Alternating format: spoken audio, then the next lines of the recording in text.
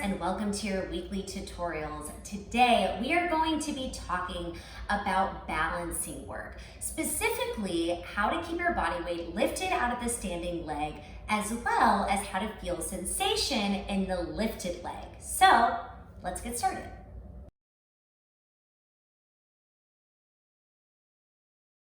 The first thing I want to talk about today is where you are supposed to feel the exercise when you are doing standing single leg balancing work. Okay, so the leg that is lifted is the leg that we are trying to catch sensation in. We're trying to feel this hamstring being active, and we're trying to get a little bit of glute plump, that's a tough one to say, glute plumping in this back leg.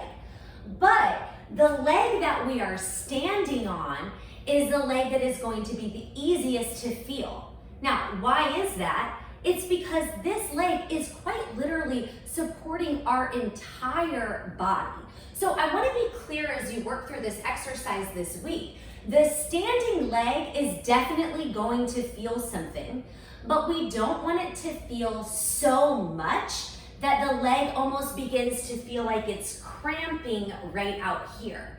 And then mentally, we want to put our muscle focus into the lifted leg so we get some sort of sensation in this one back here, okay? So the very first thing we're going to talk about is how to alleviate that cramping sensation in the standing leg, and then we'll talk more about how to get sensation in the lifted leg.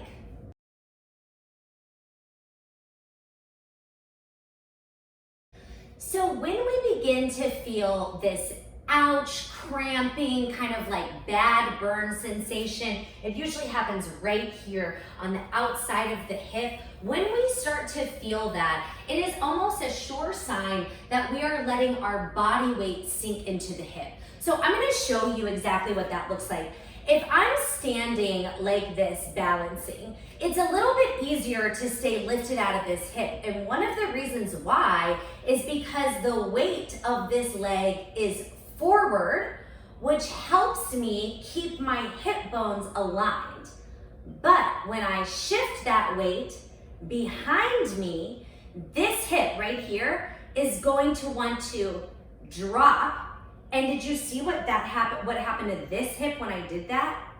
This hip suddenly is jutting out. And I don't know if you all can tell right now, but at this moment, all of my body weight is sinking, landing right out here, which is why I would get that burning sensation in the outside of the hip.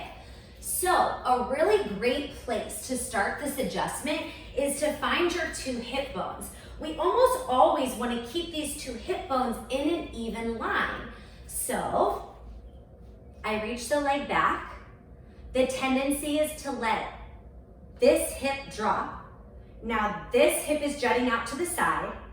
I'm going to find my hip bones, and now I'm going to use my low belly, my core, my oblique, watch here, watch these fingers, to lift this hip up, up, up, up, up, and align to lift my body weight out. Did you all see that? I'm going to show you a close-up so that way you can really catch the visual.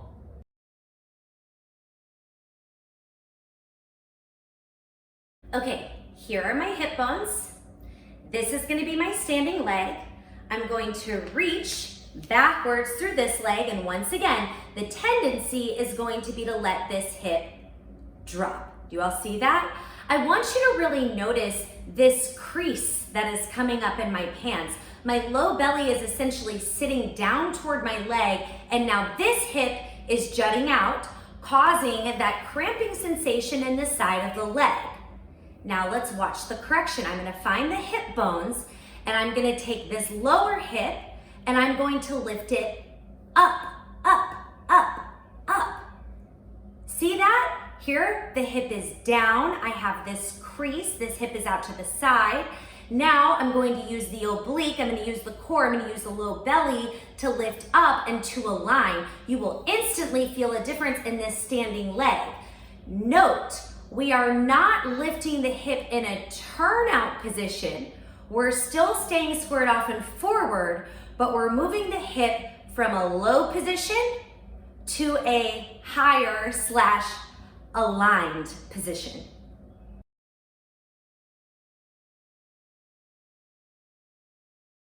That may seem like it's a really easy thing to correct, but if you have done it before, you're like, oh wow, that's much harder than I thought it would be. So this is where you can use a chair, a countertop, something to hold on to help you. And there's two places where you can use the chair. You can use it beside the lifted leg. So if I'm standing on my right, I'll put the chair on my left because that's where I need the support, right? I can push down into the chair to help me lift that hip up. Another place you could use the chair is right out in front of you. You could use this to place your hands to lower your upper body a little bit more. And I think the beauty of having the chair in front of you is that it gives you an even place to rest your hands. So it may be easier to feel if the hip is dropped because you'll also feel your shoulders move. You won't feel even weight in your hands. Does that make some sense? So even weight in the hands, press away, use that to help you get the hips aligned.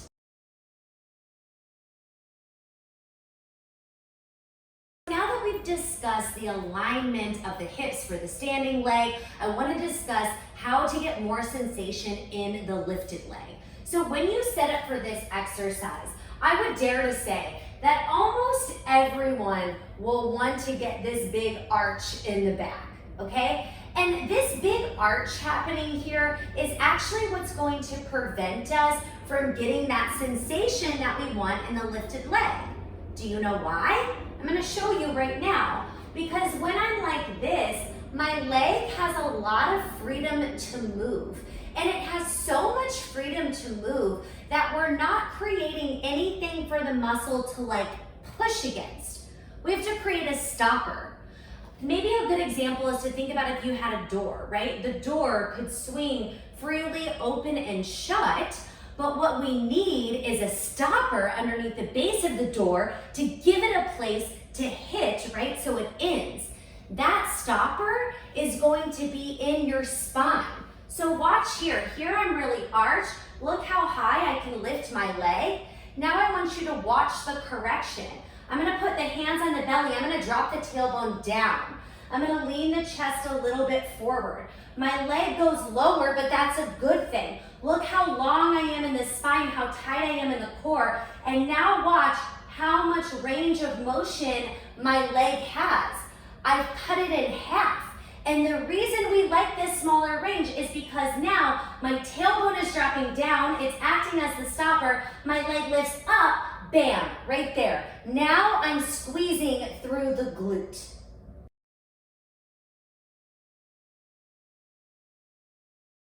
Another tip to help you gain more sensation in the lifted leg is to think about really extending through the entire limb of the leg and reaching long.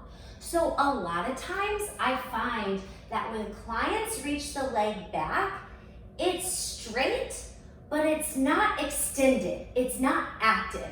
So you can see at this moment, yes, my leg is straight, but I'm not necessarily reaching.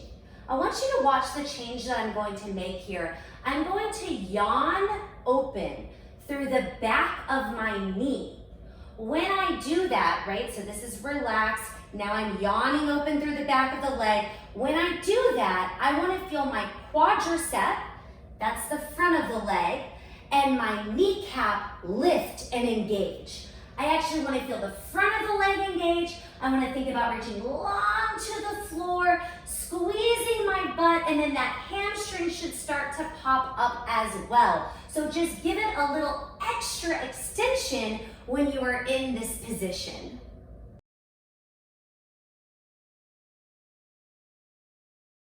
If you have super tight hamstrings, getting that full extension may not be possible because the hamstring is so tight that you can't fully open up through the back of the leg. And that's okay, as long as you are moving to your extended point, right? Your body does not have to look like mine. You're moving to your extended point. Not only are you working the muscle, but you are also now creating a dynamic stretch, and you're actually helping increase flexibility in the hamstring simply by holding this position and extending.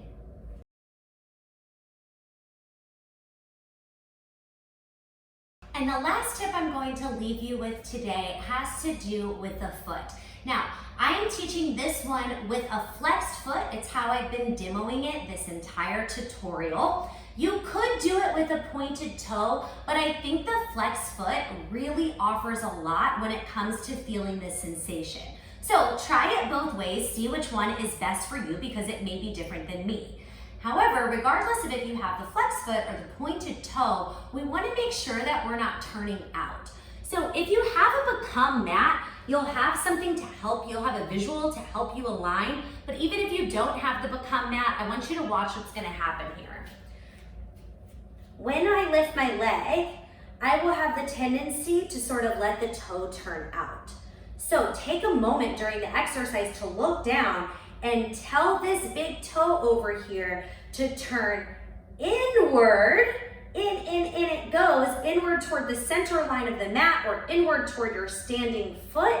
And that is going to help you engage not only the back of the leg, but also a little bit more inner thigh, and it will support the aligning of the hips that we talked about earlier.